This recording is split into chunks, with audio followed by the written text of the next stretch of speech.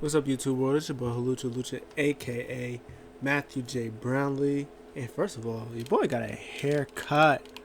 Look at your boy, got the fresh cut. Anyways, I'm back with another Spilling the NXT. No top 5, because there was only 4 matches, I think. Yeah, there was only 4 matches. So, no top 5. We're just going to go through it. Make sure you like, comment, subscribe, share, all the good stuff. Hopefully this works, because I try to do I try to do a food review. I tried to do it twice, and both times, for whatever reason, my laptop is just saying no. So hopefully, fingers crossed that this time it works, or else I'm just gonna have to buy a thing and start doing it on my phone, because this is the second time it's done this multiple times. Like, sometimes it'll work and sometimes it won't. And I'm tired of recording for 25 minutes and then have to do it all over again because it decides it doesn't work. So, we're going to get into this. NXT was a decent show. It was good stuff. It had some good stuff in there. Preparing for their match next week, and I guess the week after as well. So it's gonna be it's good stuff. I wonder. Well, I guess we'll get into it, but yeah, a lot of good stuff that happened today. I like the whole the beginning with the Way and Dexter Lumis. There seems to be like a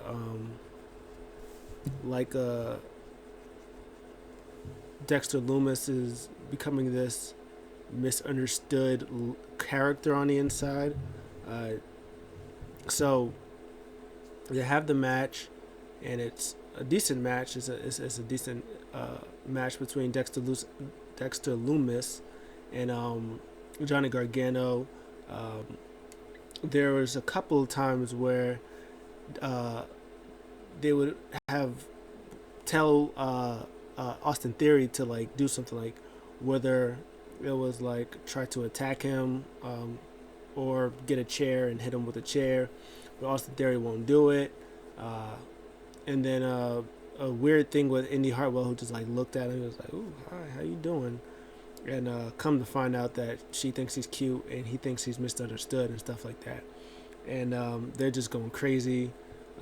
Him and Candace is losing their minds. They're like, "What are you guys doing?" Dexter Lumis he does end up winning when they was telling Austin Theory to hit him with a chair. He's up there, and Dexter Lumis turns around. He was like, "Hey, bro, I got you. I'm not gonna hit you with a chair." And Johnny Gargano goes after Dexter Lumis. Dexter Lumis moves out the way, bumps into him, hits the chair in the face, and then he hits him with the chokeslam at the silencer for the win.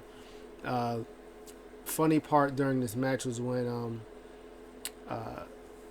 Dexter Lumis went under the ring. He went under the ring, and he went to go back, and everybody was looking. It was like, "Where'd he go?" And then Indy was like, "Oh, he went under the ring." And then him and Candace was looking under the ring. He was like, "Did you find him? Is he still under the ring?" And then Austin Theory was like, "Oh, I found him." He was like, "Where?" He was like, "He's right behind you." He was like, "Oh, you're such an idiot." It was great. I loved all of it. This was just a fun comedic. It was 15 minutes, but it was a lot of fun. I enjoyed it, and I'm excited to see where the story of this goes. Like I said, at the end they had a little interview thing, and they were saying they was gonna leave before that crazy person comes back. He was looking at him. He was like, "What are you doing? What were you doing? What the heck were you doing out there?" He was like, "You're supposed to hit him with the chair." And he was like, it was like, that would have been nice. He didn't do anything. He's just misunderstood. And him and Candace is like, "Really? Dude goes around kidnapping everybody." He was like, "And you, what are you doing?" He was like, "I think he's kind of cute." And then they were like, "Are you kidding me?" And he said Austin Theory is going to go to therapy, so that should be a lot of fun. And I'm ready for that. They did a MSK package. They were talking about the win. Nick Carter was talking about how him and his dad used to watch wrestling together. and that's all he wanted to do was just wrestle. And then during high school, his dad passed away, and it just loved just his thing for wrestling grew even more, and knew that he was gonna be a wrestler. Pretty much said that it was for them, like it was for him. They talk about the tattoo that's on his chest. Legends never die. It was a really cool segment, really cool package from them too. And then they go to, after the commercial, they go to give him they go do a like an interview, and then they get attacked by grizzled young veterans, who then go to break Wesley's hand. So apparently they won't be having their match next week. And during their match with Killian Dane and Drake Maverick, said that they were fined a lot of money because they broke his hand and stuff like that. So, and this match, by the way, just guess I'll throw it in there since we're talking about it. The match was good. It was fun. Grizzly Young Veterans are great. I love their thing where they called Drake and Dane. He called him Shrek and Donkey, which was hilarious. I like that they gave James Drake some mic time, because Zach Gibson's the one that's normally doing all the talking. So I like that James Drake actually got to talk a little bit. But they're soon to be recognized. They're great. And the match was good. I like the offense that Dane and Drake Maverick do. It's I'm very tiny, so you'd use me as a throwing weapon. You throw me over the ring, you power bomb me or scoop slam me. That's what a lot of their offense was. They really talked on commentary, which Wade wasn't there on commentary, but it was actually still like not horrible. That he likes the brawler, Belfast brawler, and not the guy who's with Drake Maverick, who's making him weak. I think I like them as a team. I think they are going to be like tag team champions, but right now they're just putting over other teams. I don't like the music. They need to get like better music. What they wear in the offense and all that stuff is in the ring is fine. And then Drake Maverick, when like he gets like when he gets his babyface comeback, like it's like a little it's sort of reminiscent of like how Killian Dane wrestles. Like he's very aggressive and power wrestling and beats people up, and that's how his babyface comeback is, and I think that's great. But in the end though, Killian Dane, like he's going crazy. He's doing power bombs. He's kneeing people in the face. He's catching people at the same time and doing fall away slams and Samoan drops at the same time. But he gets hit with a suicide dive. They catch Drake Maverick with the ticket to mayhem, and they win. So this is their good bounce back from their loss last week. Was it last week? I think no, week before last. The week before last. So good stuff from them. And when MSK win those tag team titles, they're going to be right there first in line with that feud, which is going to be great.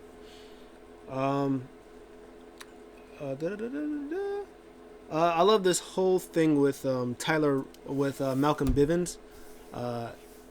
Tyler Rush was about to have a match. I was like, oh, who he's having a match with? And then I guess they cut back to it, and they show Leon Ruff. He's injuring his arm from last week, and the doctor's like, "Yep, you're going ahead. You're clear to wrestle." He was like, "Cool, thanks." And then Malcolm Bivens just like ascends from like the back. He just like creepily. He just like walks up all creepily. He's like, "Hey, so I just heard you're clear." And he was like, "Good. How would you like to have a match with Tyler Rush?" So I like this thing where Malcolm Bivens, his whole thing is he wants to get his client to fight people who's been injured and like want to wrestle the next week so they could be weak so he would wrestle them. I love that. That's so great. So great. Malcolm Bivens is great. I love every time Malcolm Bivens talks. He'll say something off the wall, and then like Tyler Rush will look at him and be like, Yeah, whatever.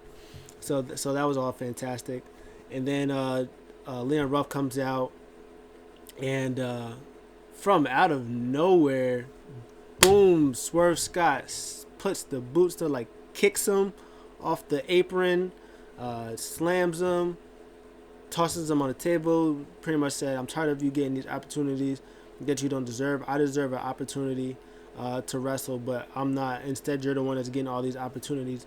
And he chucks him again on the ring apron, which is fantastic. That was great. I loved everything about that.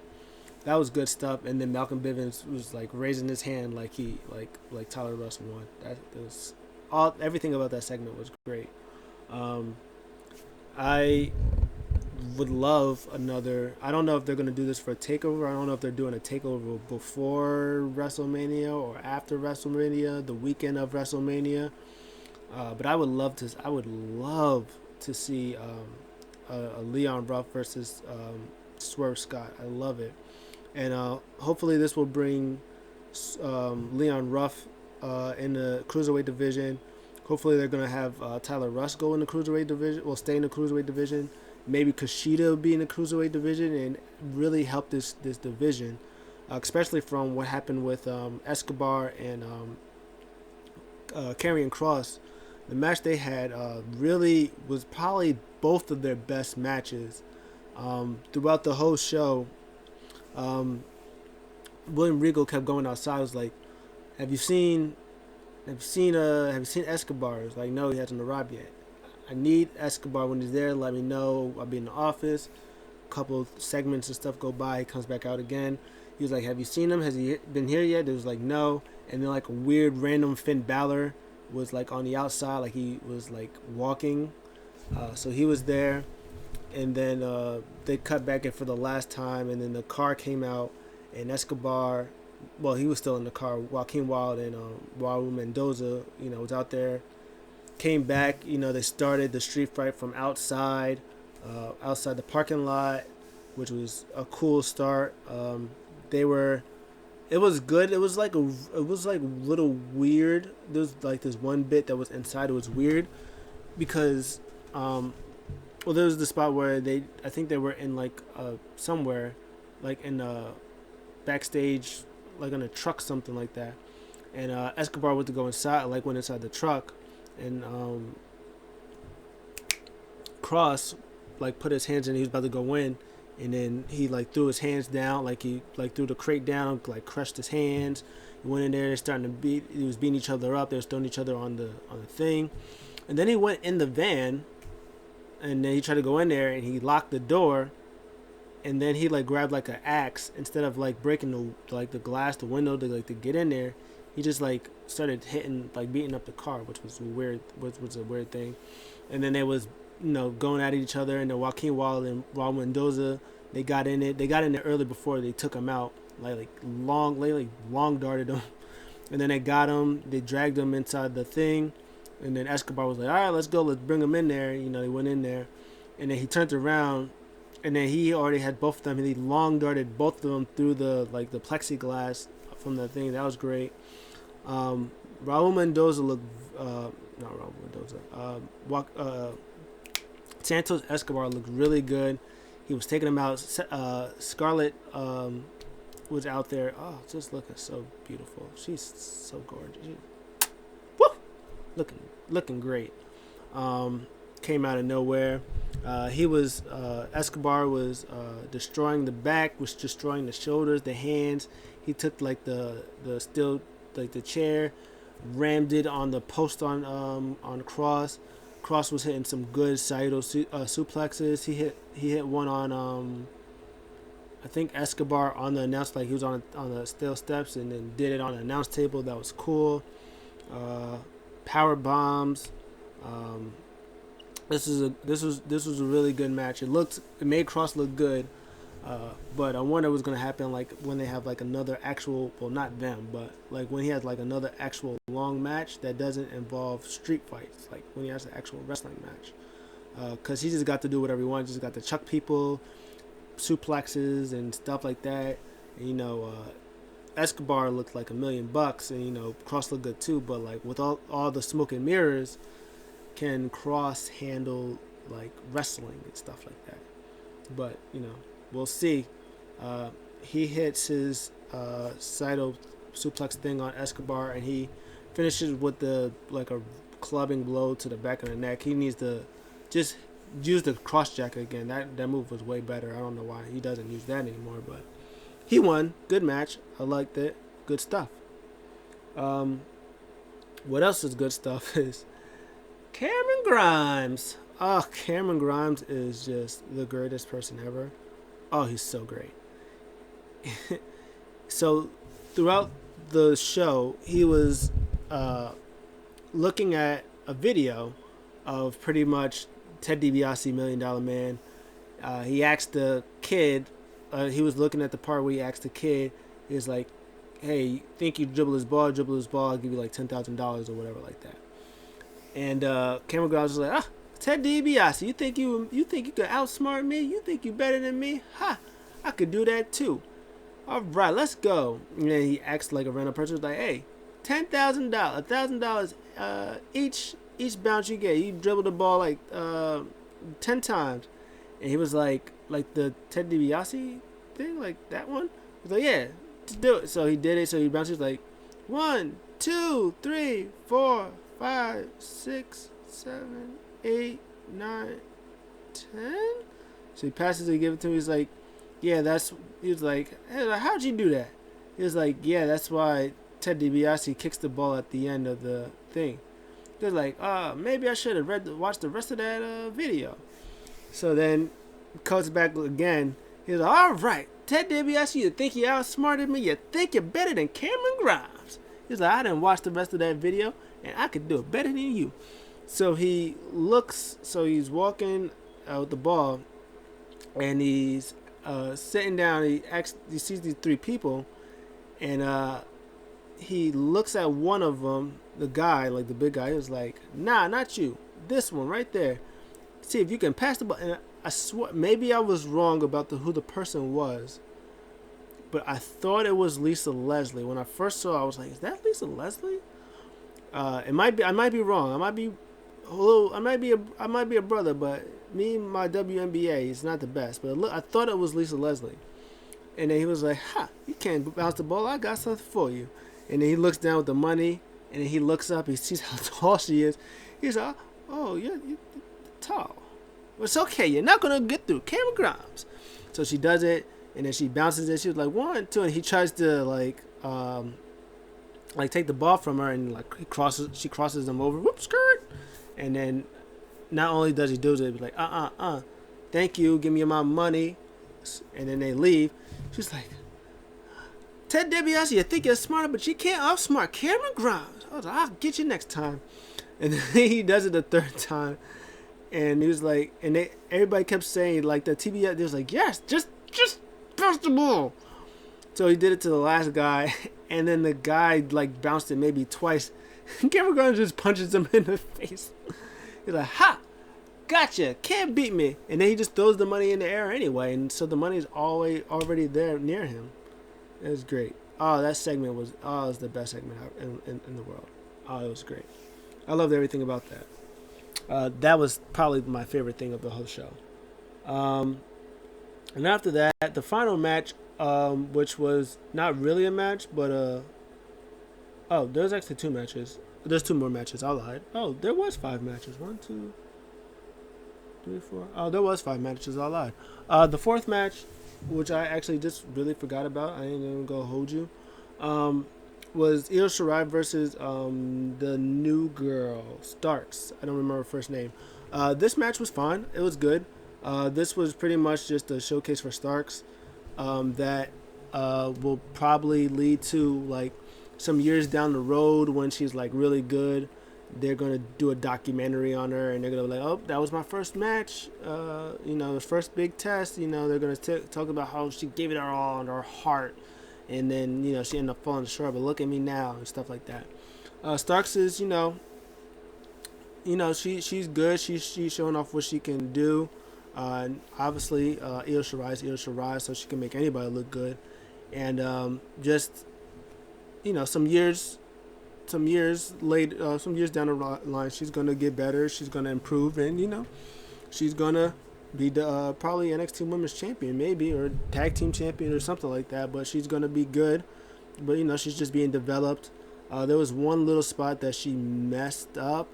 There was supposed to be a spot where her and Io was doing some stuff, and like she went to go down, and Io was supposed to like do a flip thing off of her, but I don't think she didn't launch her like up enough for her to fully do it, so she kind of like buffled it up. But besides that, it was good stuff. This was one of those like, I'm the champion, and I got this newcomer rookie person, and I'm supposed to just beat them, but instead they give me a run for my money. And one of those type of things. She showed a lot of cool stuff. She showed some resiliency. Io Shirai was hitting her with some of her bags of tricks, and she was still kicking out of it. Stuff like that. But in the end, she does hit that over the moonsault for the win. She shakes her hand, hugs her, and then Toni Storm came out. She pretty much said that, oh yeah, you give her a match, but don't give me a match. Yeah, because you're scared of me. Io was like, I'm not scared of you. I'll fight you whenever. And then Toni was like, nah, you're not. You don't fight me because you're scared. But I was like, but she literally just said that she would fight you. And then she said, if you will let me do it, you'll go to Regal's office and have him talk to me. So they did. In 2 weeks, Io Shirai versus Toni Storm for the Women's Championship. Io Shirai will win. I'm kind of curious if cause I don't know if Mercedes Martinez is gonna interrupt. Will it be Valkyrie, Taya Valkyrie? Will she come and be her next challenger? Will it be Raquel Gonzalez? Will they lose like next week, and then we'll go crazy and blame her, and then she gets a title opportunity? We don't know. We'll see. But that was all good stuff.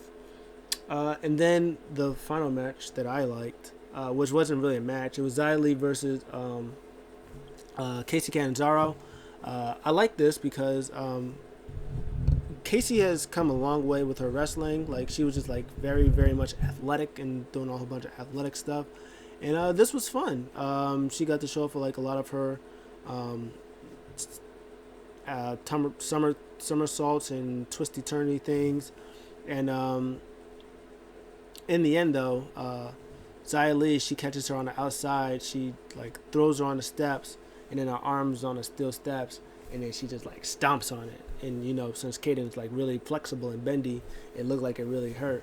And they went to check on her, and then she like she grabs her by the ponytail and drags her on the apron. She brings her back in there, and then the ref stops the bell. She's like, nah, it's over.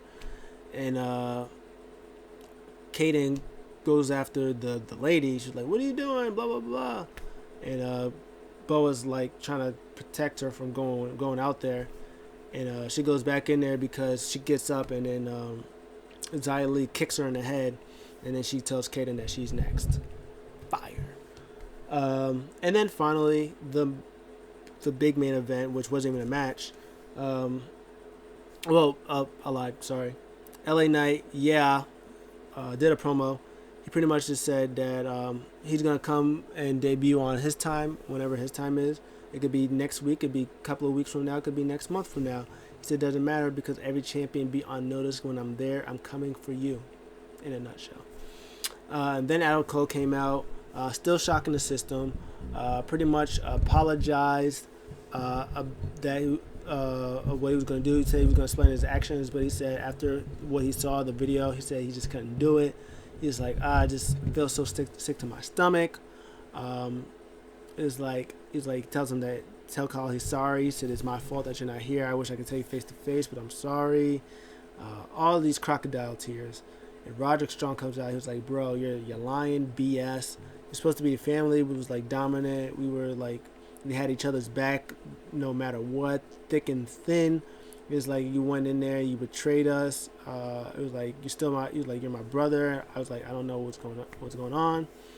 And then Finn Balor comes out from the back comes out from the backstage, comes in mad.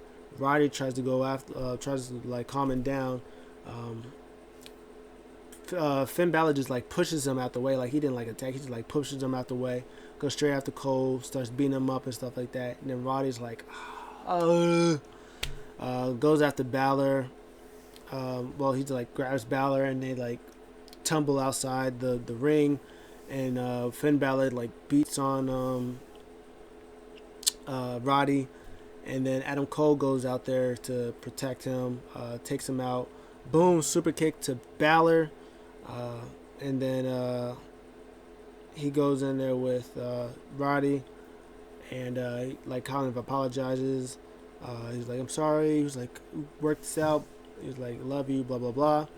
And he picks him, like he hugs. They hug each other. They go back down. And then boom, to the nuts. Low blow on the hose, to the noodle sacks. And then he said, he's like, you stupid. It's like, stay out of my way. Ripped off the chain. He said, stupid. He said, stay out of my way. Yelled him, stay out of my way. Stay out of my way. He said, I am the Undisputed Era. So my guess is, this is a wild guess, that Adam Cole is ready for the main roster. And Vince probably wants Adam Cole by himself and not the rest of the Undisputed Era. So they're probably finding a way to break him apart from the rest of the Undisputed Era and maybe just have either those three, him, Fish, and Roddy, those three together as as their own Undisputed Era trio, or they might link up with Balor and form a new version of a Bullet Club, Balor Club type thing that they might do while Adam Cole goes to the main roster. Kyle O'Reilly probably wins the North American Championship, and maybe Roddy and Fish, who I don't think they've been tag team champions together, maybe they might win the tag team titles, and maybe they might do something like that. Or maybe it might just be those three, and Kyle O'Reilly beats Finn Balor for the championship, and they win the tag team titles. Or maybe Roddy becomes... I don't know. It is going to be interesting, but I think they're finding a way for Adam Cole to put over Kyle O'Reilly like even more, that he's ready to be on the main roster by himself. Probably after Mania, they might have a takeover match, and then either they might have a takeover match, or him and Finn Balor might have a WrestleMania match for the NXT Championship. Adam Cole loses, but he stays on the main roster. They are so impressed with him, they bring him to the main roster or something like that. I don't know, but yeah, that was the show. Decent show. I give it a solid B. Some good stuff in there, some solid wrestling, some good stories moving on, but there was not one match that was like, oh my god, this match was crazy. It was just a solid show. Solid show beginning to end. What did you guys think? Let me know in the comments below. I'll see you guys in the next one. I'm out.